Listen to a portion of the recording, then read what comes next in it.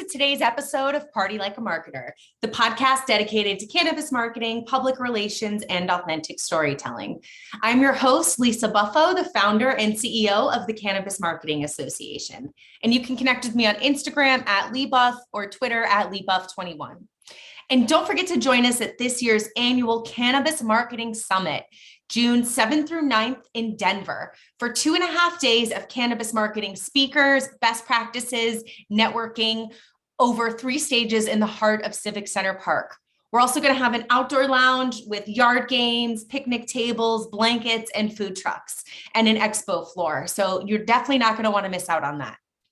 Today's conversation features Catherine Merritt, the founder and CEO at Spool Marketing. Catherine founded Spool with the belief that the world most definitely didn't need another agency. In fact, it could do with a few less, but it could use a new type of agency, which is what she set out to do with Spool. Catherine remains involved in all clients at Spool, investing her time, and yes, that's right, the only CEO whose bill rate is $0. So she is able to remain actively engaged in all client strategies while running the agency and its growing investment arm. Catherine brings a fearlessness and empathetic lens to everything she is part of and expects as much from her team and Spool's clients alike. Catherine's career runs the gamut from event management for Antiques Roadshow to constituent services for local government offices, to being shampoo girl at Mary Sue's Hair Design from time to time when she was in 8th grade through high school. She has a BA in creative writing from Skidmore College in Saratoga Springs, New York. Hello, everybody. Welcome to today's episode of Party Like a Marketer, the podcast focused on cannabis marketing, public relations, and authentic storytelling. Today's guest is Catherine Merritt, the founder and CEO of Spool Marketing. Catherine, thank you so much for being with us today. Thank you so much for having me. I'm thrilled to be here. Yes. Well, let's get started. Why don't you start by telling the audience a little bit about yourself, your background, what brought you to the cannabis industry, and then Spool Marketing. What is Spool? You're the founder, so would love to hear a little bit about your founding story and what it is that you all do. Yeah, absolutely. So thank you again for having me on. I throughout my career worked in sort of the bigger global agency world. I worked on a lot of, consumer product goods. I worked on brands like Oscar Mayer and, Chef Boyardee. And ultimately I sort of pursued the startup world. There's a whole story better told over drinks, but at some point we'll probably hash it out. But essentially, I made the decision to kind of pursue working with early stage companies and startups, just because I loved sort of that energy. And my very first client, when I sort of jumped ship from that big global agency world, was a cannabis brand that is now called Dosist. It's based in California, and I had the opportunity and the privilege to lead and to be part of the brand's launch. And in fact, it was a pretty exciting moment back in 2016 when I was working with them, and we were able to get them named as one of Time Magazine's inventions of the year. And that was a really just exciting and, sort of eye-opening moment. And I was really drawn to working with that brand specifically because of how they were approaching just the overall cannabis landscape. They're based in California. And of course, there were so many cannabis brands and companies and just, flower out in the market. But what Dosist really did that was so, I think, pioneering in the industry, really, it was they kind of self-imposed a lot of the similar type of kind of, self-regulation and sort of oversight, similar to a lot of brands that I had worked with, including like Oscar Mayer and, Chef Boyardee, brands that really kind of upheld their own, and their, and the regulated within their industry sort of, laws and kind of ethics and how to kind of approach that. And so in working with Dosist and in working with a company that was so committed to making sure they were providing, the best sort of safest, regulated product out there, and again, self-regulated, say, it was really exciting because I realized that there was a ton of application of my life as a traditional kind of CPG marketer that could translate within the cannabis space. and so that was sort of the foray into it, and have since gone on to work with other cannabis brands. My agency Spool worked with Flourish, which is a Michigan-based brand. We have worked with others kind of throughout the country, but it continues to be something that I find to be just exciting. I think I'm a curious creature, and we all know that there is no end to what you can learn. And the second that you feel like you have a good grasp on it, expect everything to change, because that's sort of how it goes. But that was sort of how I got into it. And it's funny too, I will just say that my husband jokes that I'm like the only, Grateful Dead fan that he knows that actually doesn't like being stoned. And it's true. I actually don't enjoy cannabis from a recreational standpoint, although I do use it almost every night to help me with sleep. So I am one of the kind of more wellness focused users who really sees the upside from a sort of alternative to traditional pharma and kind of medication options to help with some of my own kind of restlessness. That makes sense. And okay, so you jumped from the corporate CPG marketing world into cannabis in 2016. I did, yeah. I left the agency that I was at, which was I think the fifth largest global agency, and I went out on my own to consult, and I started working with Dosist. I started also working with other startups. I worked with some VCs. And then in September of 2018, yes, I sort of parlayed my consultancy into what is now Spool. And so Spool is a marketing and communications agency. We're based in Chicago, Illinois. We are the fastest growing communications agency globally, which is still kind of bonkers. But I think it's because we Congratulations. work. Thank you. I know I know it's true because I'm so busy, and because it's like we, keep adding people, and it's wild and it's exciting, but still kind of hard to believe. And yeah, and we work with, in addition to cannabis brands, we work with emerging kind of food and beverage brands, and wellness and supplements, and things like that. So very much, I think, in kind of the space in which cannabis exists, of just trying to make, life a little bit better, happier, healthier, and more enjoyable for consumers. And so we love being able to work with a lot of companies and brands that kind of also exist in that space.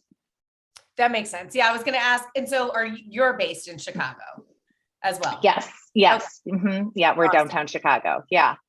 Awesome. Okay, well, great. So thank you for telling us a little bit about yourself and a little bit about Spool. So first, I would like to kind of just talk about the lessons you've learned in the cannabis marketing space. When I founded CMA, a lot of it was based on the fact that marketers in this arena were learning by, trial by fire, trial by error, so to speak. And there weren't really an established set of best practices. And I do want to kind of come back to what you said about working with, I think you said Chef Boyardee and Oscar Mayer, and how some of these brands were self-regulating, which is something that cannabis, we're regulated by the government, but to some degree in marketing and advertising is something we're figuring it out as well. So what are some of the lessons you learned about maybe what was different or what was similar from working in these in your previous industries versus cannabis? And how has that sort of shaped your approach to how you run Spool, or maybe perhaps some of the services you offer?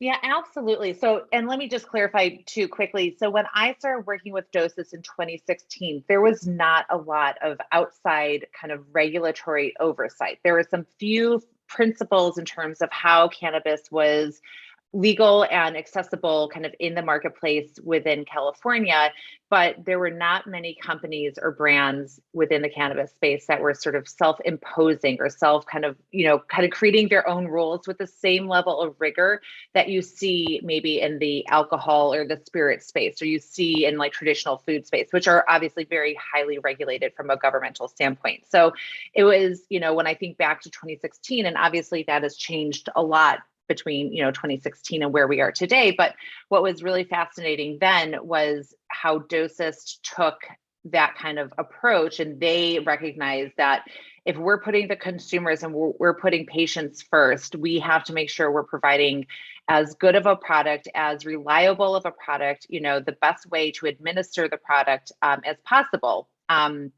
because there's just so many other things out there and there was a lot of confusion. And so if we're looking to approach and to sort of, create a mass marketplace for, cannabis and for new users, how to bring in people who maybe take Tylenol PM and how to kind of educate and get them to understand that cannabis can be a much better, healthier option versus traditional medications and kind of pharmaceutical options, there was a real importance of making sure that you put the patient or the consumer first and that you really provide that level of information, that level of kind of transparency, and builds that trust. And so that was, I think, what was so exciting back in 2016 was that Dosist was, I think, one of the first really in the marketplace to kind of have that insight and to be able to kind of, provide that. And I think now we see that across the board, any dispensary you go into or any, product that you see, there's so much information and there's a lot more transparency. And I applaud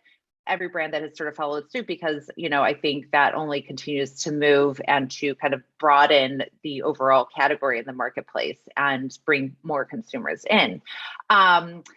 So it is interesting, but what I would say is, the tenets and how we market cannabis, and obviously there's still, now there's, and even then too, there's a lot of like regulations in terms of what you can and you can't say, and just, it's not that dissimilar to how you market alcohol or other, highly regulated products. But what I would say is the work that we do at Spool with, public relations, with influencers, is we work with kind of credible third party, outlets, media outlets, journalists, influencers, and we're able to work with them and to kind of give them the resources, the education, so that they are the ones that are able to kind of go out there and to kind of share this with their audience and with their readers. And so what that does is that also helps kind of build the credibility that it's not just coming from a specific brand, where obviously when you see an advertisement, the intention and that it's not unbiased and it's coming from, a company that's trying to prompt purchase or whatever they're looking to kind of incent. But when you're reading about it in, a magazine, or when you see Time magazine and they have amidst, I think that year they had Casper mattress, they had, Quip toothbrushes, they had, incredible other, consumer products as part of their, cohort of best inventions of 2016. And so to have a cannabis product and a cannabis brand included amongst those normal, products and innovations that we use on a, daily basis, it was huge. It was really exciting. And so as we, continue to work in the cannabis space, it is continuing to bring forward, the same way that we market other brands to consumers, and understanding what are the consumer mindsets, who are we talking to, how are we, providing the right information, how are we, just making sure that everything we're doing has an impact the same way we would market to consumers for, for lunch meats or for, soda or for, what have you. So it's just making sure that we're putting the consumer first. And that was something that I saw, in the front line when Dosist was going into market in 2016. Yes. And a few things I want to add to that. So, from my recollection, Dosist was one of the first companies to do effects-based marketing and be very sort of clear about, this product is going to equal this effect. And it had sort of that clear communication, design, color, branding that I think was very different at the time. And 2016 was very nascent in California as well. So things were new for the industry as a whole.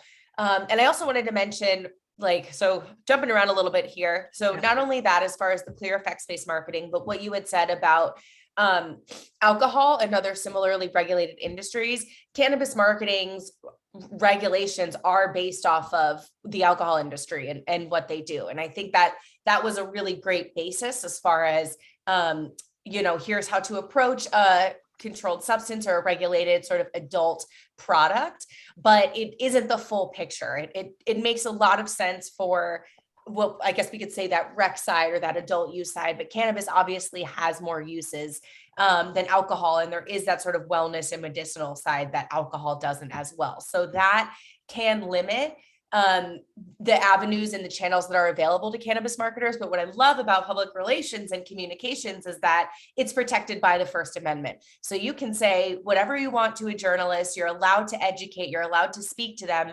And that falls within freedom of speech. So it does allow the industry and, folks who are knowledgeable about the plant to get that education and that consumer focused information out there into the press and into the public in a way that isn't necessarily restricted based on the marketing and advertising regulations or any type of standard that a company would put in necessarily. So I think communications is just a really, and PR specifically, great way, like you said, that third-party credibility and way to just connect with consumers and patients where they are about these products. Totally. And also it allows us to reach multiple markets and multiple states, because that's the other thing is that, what and how you're able to market and to talk about cannabis from a controlled messaging and advertising standpoint in one market in one state is very different than how, Michigan versus Colorado versus, Nevada or Illinois or California. So that is the other thing is that then, it makes it really challenging as marketers to be able to scale, not just from a local kind of state level media market, but if we're talking to broader national outlets, it allows us to also reach multiple, states and, populations and consumers without having to kind of custom curtail every single kind of message point and making sure everything checks all the boxes in what you are allowed to say in Michigan versus Colorado versus Illinois, et cetera. Yes. Definitely. So that ties into what I would like to talk about next. So you mentioned that you started off working with startups and you like that early stage. So a lot of startups can't, afford PR agencies or marketing or communications agencies. So what are some of the things you do when you first work with a company to approach their PR and their marketing? And what are some tips that you might have for those who might be growing and getting to the phase of being able to engage with an agency? But what's kind of that first step when you start working with them? And what do you think is sort of the most important, I'll call it, tool in a toolbox that cannabis entrepreneurs and marketers can use at that early stage to help them, achieve the growth that they're looking for? Yeah, absolutely. So, a big reason in why I started Spool was because I wanted to find a way to work with early stage companies. And absolutely to your point, Lisa, it's harder if they haven't had a chance to go through a round of investment, or maybe they're in the midst of trying to, fundraise. They are limited in terms of what they can spend, and that really prices out a lot of bigger agencies. And so, for Spool, what we have done, even as we've continued to grow, we have an entire sort of arm of our business that is designated and created to work with very early stage companies, in which we are working with them at a very modified sort of rates and making it accessible so that we can help them. And we also partner with different incubators and organizations to even donate some of our services to early stage companies, because I've had my own startups kind of on the side, and totally empathize that it is hard. And I think the first year or so of a company trying to get off the ground can be really grueling. And if we can play any role in just helping them and kind of giving them a boost or giving them sort of a surge of outreach or awareness, that can help the business, but can also just help the mindset of founders. And we are a very founder forward agency. When we start working with a client, whether it's a very small, startup or a larger company, we apply that same kind of entrepreneurial mindset to every client that we work with. And by that, I mean, we really immerse ourselves and understand what are the challenges that, that they're going through, who are they trying to talk to, what are the kind of next steps that they need to get from a business standpoint to be able to, kind of keep pushing their company and their brand and their kind of entity forward. In fact, we even, through Spool, will kick off internal meetings with a question of what's keeping, so-and-so, whichever client, up at 3 a.m. And that's not a marketing or a communications question, but it's like, are they facing legislation that might be, depleting their, consumer base? Or are they dealing with supply chain, issues like everyone else? Or what are like bigger factor issues? And then also we push ourselves to ask and to kind of optimize, are we providing what they need right now to kind of address some of those challenges? And if we're not, how do we make sure that we can be nimble and agile partners to them and kind of, modifying along the way. And so, that is kind of what we ground all of our work and our strategy on. And I'd say for early stage companies, a lot of times it's helping to just prove validation and prove viability and making sure that that we're able to reach who their key audience is, if that's consumers or if they're B2B and they're looking for more trade engagement.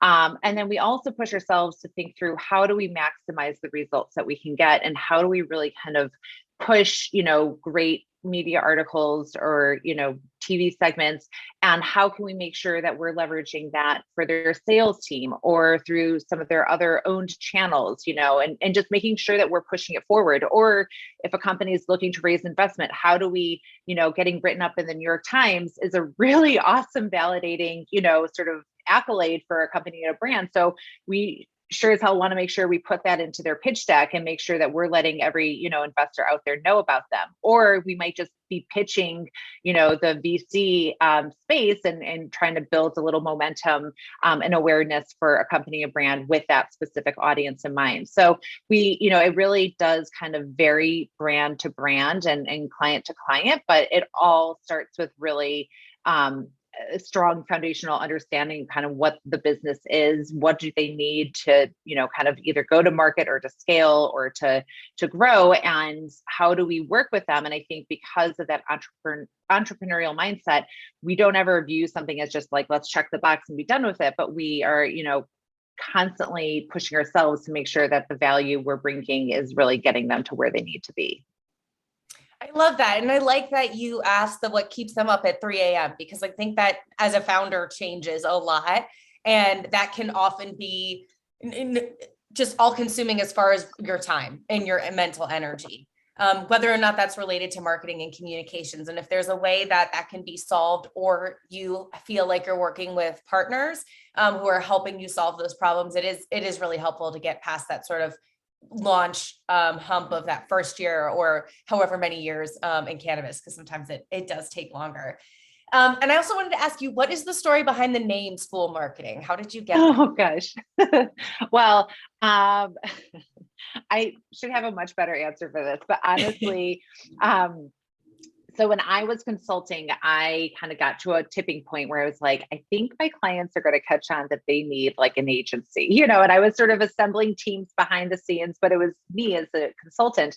And so I kind of went back and forth, and I spoke with a couple of smaller agencies in Chicago about like acquiring me. And, I was using the term like acquire me. And I was like, I don't even know what that means exactly, but we're just going to figure it out. And I had lunch with a few of them, and they were very nice, but I was like, I left that world really, with the intention that I was never going back. And just to be clear, I left it with no idea that I was going to start my own agency. And so when I kind of came to the conclusion of like, shoot, I think I'm just going to have to like start my own thing because I really don't want to go back to that world. And my husband and I were joking, and he's like, well, what are you going to call it? And he's like, merit marketing. And I was like, absolutely not, and I feel like, one of the reasons that Spool exists is because I felt like, we needed a challenger in the agency space. So we don't need another agency with a bunch of like men's names associated with it, with no offense to all the men listening on this, but I'm just being honest here. And so it's like, it doesn't need to have my name on the door. I don't want to have my name on the door. And so I was then kind of like debating between like, what would it be? And ultimately Spool felt like a really good sort of analogy in how we want to work with our clients. And it's sort of the anchor by which we as a team are kind of, connected and wrapped around. But then I also love the notion of, the thread is sort of what connects us with our clients, and it's sort of what keeps it all together. But if I'm being totally honest, I was also considering Leland and Estes, which are streets that I lived on. So, we advise our clients to be a lot more intentional than I was with the starting of this company. But anyone who knows me can also attest that like, I move fast, and it's like once I've like locked in, I'm just like, okay, let's just go. We'll just like build it and break it and figure it all out. And never will anyone accuse me of being perfect at all. So I think this was sort of a perfect example, ironically, if you will, of how just kind of moving fast and like once I kind of had it in my head, I was like, okay, let's just get this started and we'll figure it out. So that's the long-winded, over-caffeinated answer. Nice. No, I like that. A lot of founders have that story. I mean, we do too. I actually picked the name Cannabis Marketing Association because I was like, this sounds professional and like a membership type group. Like I didn't really know or have a clear intention behind it, but it came up and that was it. So I get that. And did you grow up in Chicago? Are you from the area?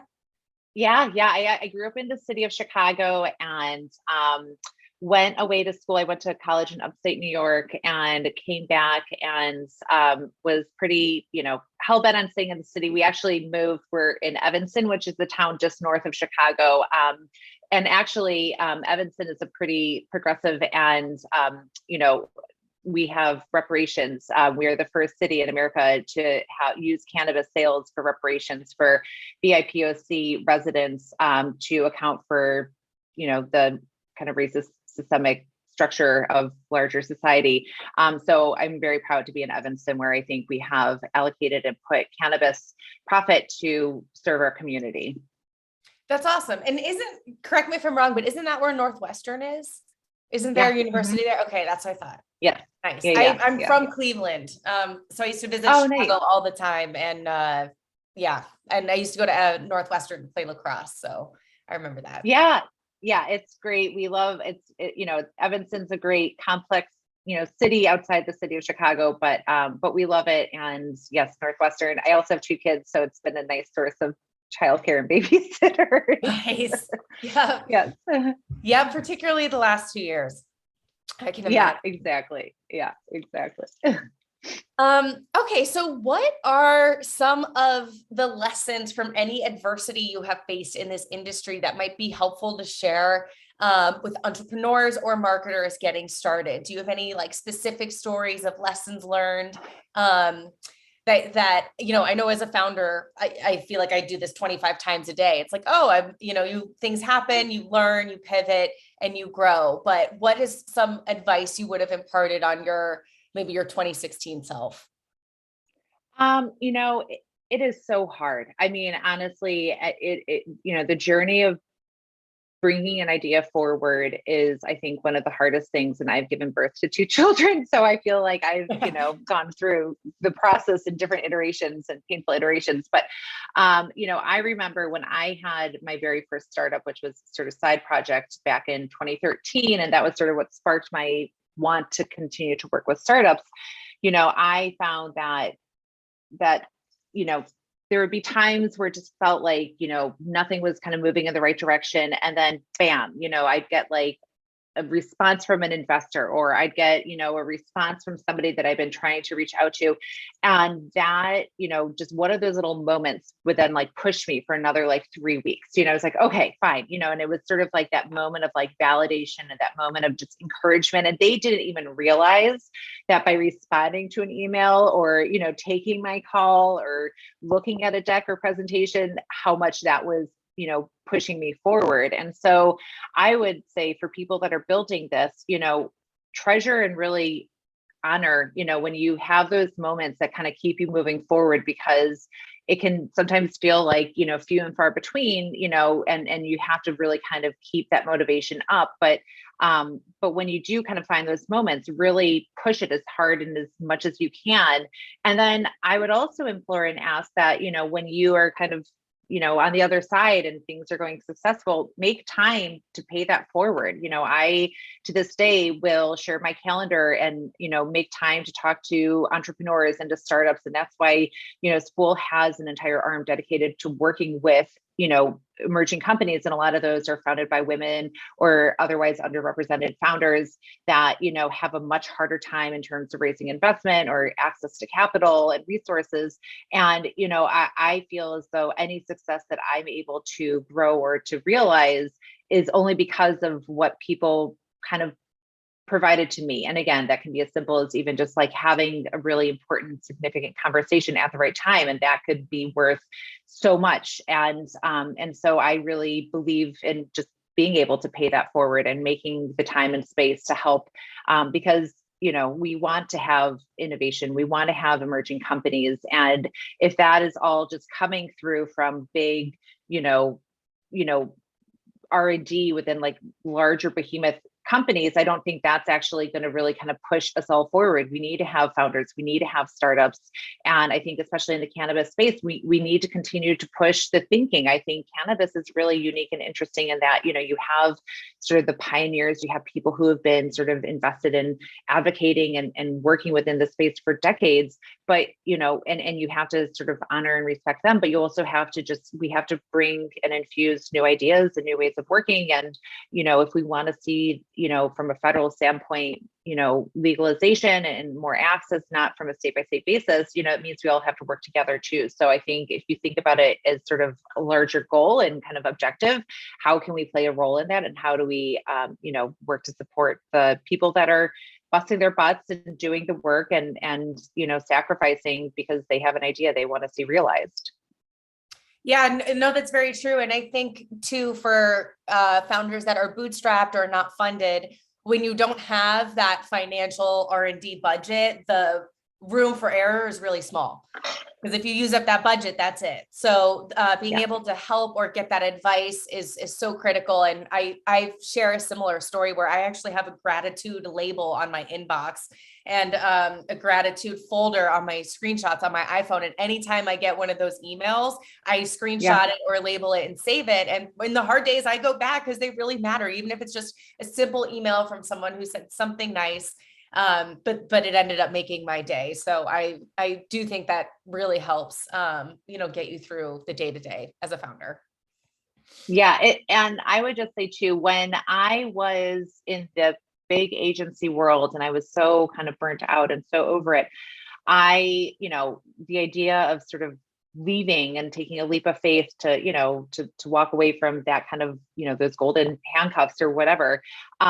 I was listening to the podcast, How I Built This, which I loved and just, yeah, absolutely. And he had Jim Cook from Sam Adams from Boston Brewing. And Jim Cook talked about the notion of how just because something is scary doesn't mean it's dangerous. And in his experience, he was working at Boston Consulting and he was sort of on this corporate trajectory that he was going to be very successful, but he hated it and he wanted to be a brewmaster. And it was at a time where there wasn't a lot in that space. And he kind of likened it to rock climbing, that rock climbing can be really scary. You're on the side of a mountain, but ultimately you're harnessed to something that can withhold the weight of a pickup truck, so it's not really dangerous.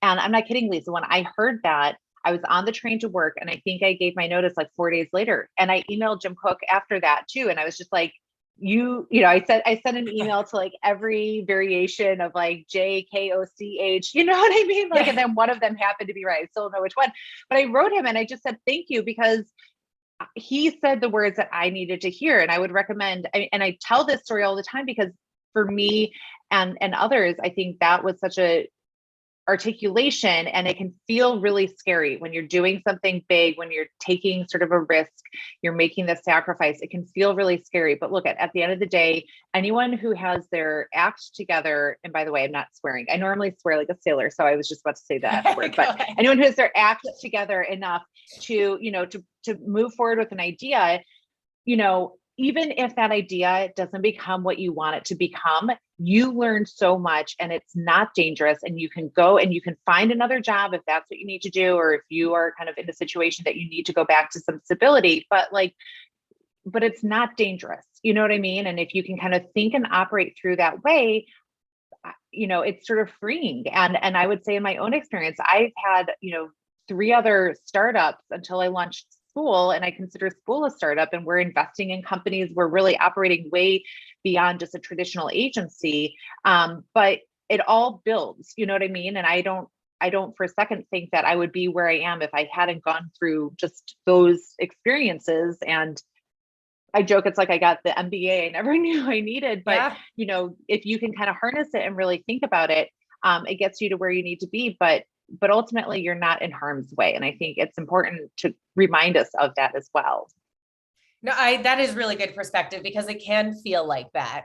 It can feel that line between danger and fear can be thin sometimes. So that is a really good reminder. Do you mind me asking what those 3 startups were? Sure. So one was it was like a crowdfunding platform for moms called Mumsy. And then another one was a direct to consumer product called Finbin. And so that was sending like baby boxes and kits to families and to new parents.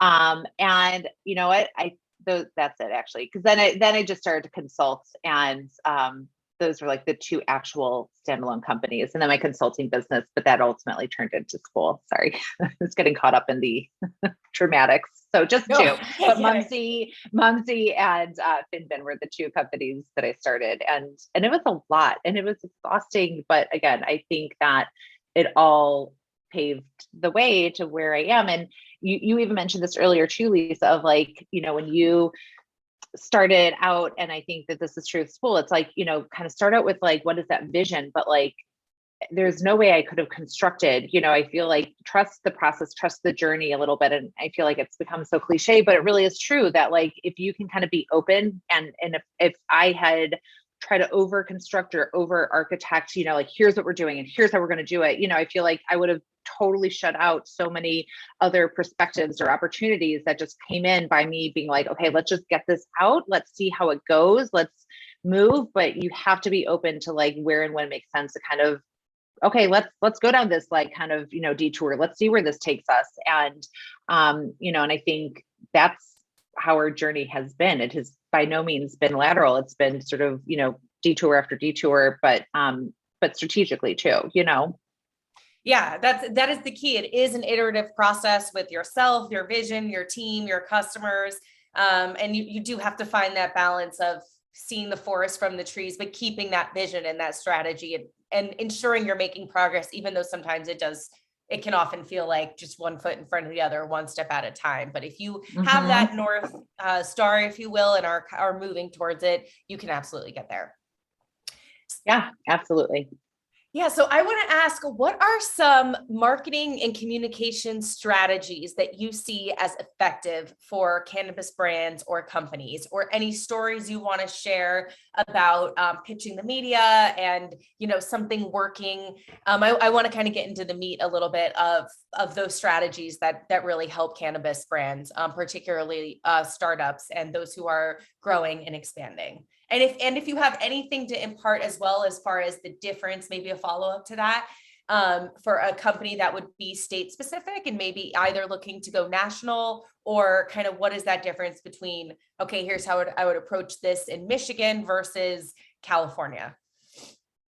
Yeah, I mean, I think, you know, having a really crystal clear sense of sort of where and what does the market opportunity look like, and then what and who are you looking to market to, and then how are you looking to set your brand, your company, your products apart from others. I think right now what we're seeing is there is just such saturation in the space, and I think from a consumer standpoint there is, you know, I think there's a lot of confusion. There's a lot of parroting, you know, depending on kind of what a consumer might go in looking for. The bud tenders have such a huge role in that process from an education piece too, of how to kind of direct at that really crucial moment of kind of point of sale. So I think the more that a brand can be crystal clear in terms of, you know, what and how they're looking to set themselves apart. And then I'd say as they build their, you know, their customer base, and as they kind of build that following, how to keep those folks highly engaged. Because I think that, you know, what I've seen is that, you know, brands will invest and they'll market to bring people into the space to kind of, you know, to get folks to put down the Tylenol PM and to opt for, you know, CBN and THC, you know, sleep alternatives and things like that. But if they don't kind of quickly establish that loyalty, consumers are going to kind of go all over the place, so I think that, if I were speaking with a cannabis brand right now, I would say, the more that you can kind of invest in just building that loyalty and building that kind of, direct, one-to-one kind of marketing strategy, I think that is really powerful and impactful, in addition to then, upper funnel, ways to kind of bring people in and to kind of build that credibility, so if you focus from a PR standpoint, that, public relations and communications could be really effective in terms of, helping the overall category, helping with brand visibility and credibility as well. But then you really also have to get really granular when you're kind of at that tippy bottom point of the funnel of how do you then keep those consumers and those, purchasers engaged with your brand so that they're not just, coming into the category and then going kind of to different brands every time they come in to make a purchase. And do you work with your clients on that bottom of funnel conversion, loyalty, sticking to the brand aspect? And if so, what are some of the strategies that you suggest or recommend? Yeah, absolutely. I mean, I think it's an opportunity for brands to take, to actually build community in the real world and to create sort of opportunities to host events, especially if you're, if a brand is in a specific market and isn't quite ready to kind of move into other states or to do licensing. For instance, in Michigan, we worked with a cannabis brand and we partnered with yoga studios. And so we actually used outside partners and, entities that really fit within certain product and within certain need state sort of, universes to help kind of further build that community and to also create association. So it wasn't just kind of through the lens of cannabis, but it was through the lens of wellness. And it was through the lens of how this is sort of playing a role in overall well-being, in the same way that yoga does, in the same way that, eating more plant-based, diet does. And so I think brands also have an opportunity to kind of get a little like guerrilla, if you will, of just, finding other ways to kind of help build and cultivate those communities. Because the other thing is that there is tremendous power in harnessing word of mouth. And so, and again, I think with cannabis, there can be a lot more challenges if you try to just pursue it head on from a traditional marketing standpoint. So you have to get a little bit creative. And so if you're able to cultivate it, if you kind of, let's go through the journey. If somebody reads an article in the New York Times about a Michigan-based cannabis brand, and then that person goes into a provisioning center in Michigan and makes a purchase for the brand, how does the brand then make sure to kind of get their data, get their information, and that might be on package to say, sign up here for, whatever it may be, if there's sort of a discount or whatever that call to action is. And then as that brand is able to cultivate and build more of a database of, its community, of its consumers, how does that brand then sort of parcel and look at, okay, where do these folks live in different proximity throughout the state? And how do we make sure we can kind of create different sort of gatherings or meetups or, fireside conversations, or do a tour and take, the CEO and founder and go to, 10 key counties and, do sort of meet and greets and Q&A. So I think that there is a real opportunity, and then I would say using those opportunities to like get photography and to create, content. And then you can kind of funnel that through social and through other channels too. But, if I think more cannabis brands focus on the community aspect and getting a little bit more kind of down and dirty, I think that will pay back tremendously. And I think that will also yield just more loyalty and that word of mouth piece, which I think, again, can be really effective in kind of keeping people committed to a brand, not just sort of kind of floundering within the category and kind of switching, depending on what day and time they're going into the dispensary or provisioning center. So what I'm hearing you say is building community, transparency with the company and their leadership, and creating content throughout all of that so that the customer feels like they're a part of the brand, the company, and they're effectively involved. I don't want to say in the process necessarily, but that they're an active member in the community around the company and what it serves. Yeah, absolutely. And going to where people are, and bringing the brand and bringing products to where, other places that, that these consumers and these buyers are, leveraging to make their lives better. And I think that is sort of, my assumption is a cannabis brand is looking to just help people feel better and to sleep better or to just enjoy things better. So how to kind of partner with other like-minded or, similar types of, places in which, they can, bring cannabis and even through that infusion, it makes it, all that much more better too. Yeah, that makes sense. That makes sense. Okay. Well, before we wrap up, Catherine, is there any last words of advice, something we didn't talk about that you want to mention or add?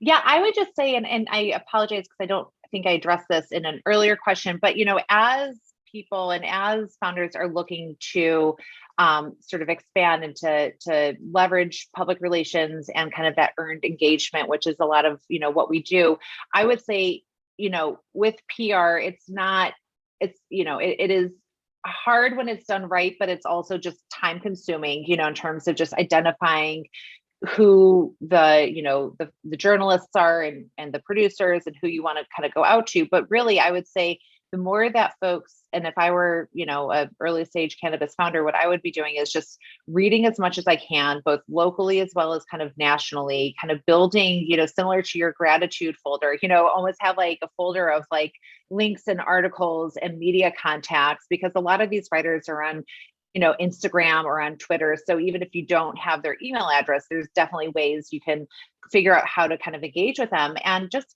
reach out to them and tell them what you're doing and tell them not just about sort of, don't try to just sell them on your product or your brand, but, provide your perspective. Why are you looking to get into the space? What is setting you apart? How are you looking at, the role you're playing in offering consumers a better, safer, more transparent option, whatever it may be. And, just start to kind of build that sort of, steady drumbeat of just finding people who are writing about the category and the industry in which you're looking to really grow within. And, just start kind of doing some of that outreach. And it's about relationships. I mean, honestly, the most effective and the best sort of PR campaigns come from just, having those relationships with reporters and journalists. So even if you're just writing somebody to say, hey, loved this article, this is great, thank you so much for, touching on these 3 key points, like that means a lot to them. And then you've kind of been able to, set up that rapport. So I would just say, approach it in, again, it's kind of similar to my last point of like building community. It's about, just trying to kind of build some of those connections. And then, if that reporter is working on another story or, needs a source or an expert, you might be the one that they go to because you've kind of started to get that ball rolling. Yeah. Yeah, that makes sense. One of the things we do is you can build lists on Twitter. So once you have, you can make a cannabis PR or journalist list, and each time you see a reporter who writes about or covers the industry, put them in that list and just keep up with that feed to see what they're doing and sort of have that direct line. So social media does offer tools to sort of hack or do the startup Totally. Marketing and communications thing when it comes to reaching out with and connecting with the media. So thank you. That was a really good tip. Okay. So would you like to share any contact information? How can our listeners find Spool? Are you on social media? And any way they can get in touch with you? Yeah, absolutely. We are, our website is spoolmarketing.com. So hopefully very straightforward. We're on LinkedIn, on Instagram, on Facebook. I think we might be on Twitter, but honestly, it's a lot to keep up with. We're like the shoemakers, barefoot kids, but I think if anyone ever goes to spoolmarketing.com, there's ways to reach out and to be in touch. And and just, it is an industry that I feel honored to be part of and to keep learning from. And, I really believe that there is so much more that is going to continue to come to light in just how impactful cannabis is and will continue to be. And I think all of us are kind of working towards that. So, I love to connect always with other folks that are doing the same work. And, I think, rising tides lift all. So, working together, collaborating, always open for that. Awesome. Well, Catherine, thank you so much for taking the time and joining us today. I appreciate you sharing all of your insights. Yeah, thank you so much for having me. It's been great. And, I really enjoy it and appreciate the opportunity. It's been nice to chat. Yes. Well, thank you so much. Awesome. Thank you. Thank you for joining us for another episode of Party Like a Marketer. Follow us on Instagram at Party Like a Marketer and on our website, thecannabismarketingassociation.com. And be sure to join us in person this June 7th through 9th for the annual Cannabis Marketing Summit happening in Denver, Colorado. Check out our website for more details and membership information. We'll see you next time.